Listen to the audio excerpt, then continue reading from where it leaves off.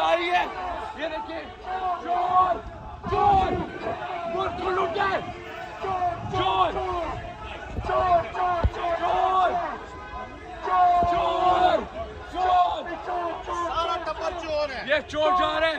पाकिस्तानी अवाम निकलो अपने हक के लिए, इसको वज़ीर आज़म हमने नहीं बनने देना है। इमरान खान के लिए स्टैंड ले, हमने मुस्तकबिल के लिए स्टैंड ले। ये आपका पाकिस्तान है, ये चोर का पाकिस्तान नहीं है। थोड़ा चोर जा रहा है, ये पीछे नवाजशरीफ जा रहा है, फिर से इसका ख्वाब है कि 4 टाइम हुक्मरानी करे, हमने इसको नहीं करने देनी है। पाकिस्तानी कौम निकलो, अपने हक के लिए निकलो।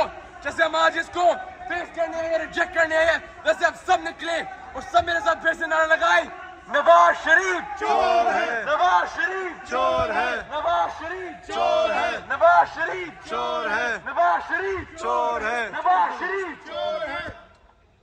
अभी गो नवाज गो का सम्मान लगाए और सीधा अडियाला जेल ये इंशाल्लाह जाएगा, इंशाल्लाह एयरपोर्ट से गिरफ्तार होएगा ये चोर। गो नवाज गो,